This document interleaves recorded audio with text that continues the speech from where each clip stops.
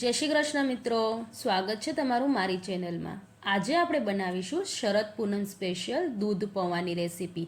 શરદ પૂનમના દિવસે સાંજે દૂધ પૌવા બનાવવામાં આવે છે અને આ બનાવેલા દૂધ પૌવાને ચાયણાવાળા વાસણથી ઢાંકીને ચંદ્રમાનો પ્રકાશ આપવામાં આવે છે। આ દૂધ પૌવા ખાવાથી આપણું શરીર નિરોગી રહે છે। તો એકદમ સ્વાદિષ્ટ અને સરળ રીતે બની જાય તેવી દૂધ પૌવાની રેસીપી શરૂ કરીએ। એના માટે આપણે સૌથી પહેલાં એક બાઉલ લઈ લઈશું। એમાં આપણે બદામ, કાજુ, થોડાક આપણે પિસ્તા એડ કરશું। ડ્રાયફ્રૂટ તમે તમારા હિસાબે ઘટવટ કરી શકો છો। 1 કપ જેટલું આપણે એમાં દૂધ એડ કરશું। થોડુંક આપણે એમાં કેસર એડ કરશું અને મિક્સ કરીને આપણે અડધી કલાક માટે પલળવા માટે મૂકી દઈશું। તો હવે આપણે પહેલાં દૂધ ગરમ કરવા મૂકી દઈશું। તો એના માટે આપણે પહેલાં થોડુંક પાણી એડ કરવાનું છે અને હવે આપણે એમાં 2 ગ્લાસ જેટલું દૂધ, એટલે કે માપમાં મેં અહીંયા 500 ml જેટલું દૂધ લીધું છે, એને આપણે ગરમ કરવા મૂકી દેવાનું છે। તો અહીંયા મેં 1 કપ પૌવા લીધા છે। તો પૌવા આપણે જો બટેકા પૌવાના વાપરીએ એ જ લેવાના છે। એને આપણે 3 થી 4 વાર વ્યવસ્થિત પાણીથી ધોઈ લેવાના છે।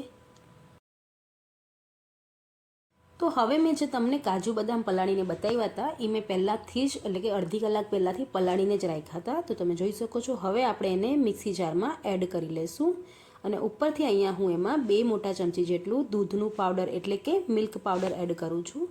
હવે આપણે એને પીસી લેવાનું છે, એટલે એકદમ સ્મૂધ એની એક પેસ્ટ બનાવી લેવાની છે। તો હવે દૂધ પણ ઉકળી ગયું છે, તો આપણે બનાવેલી પેસ્ટ પણ દૂધમાં એડ કરી લેશું અને 3 થી 4 મોટા ચમચા જેટલી આપણે એમાં ખાંડ પણ એડ કરી લેશું।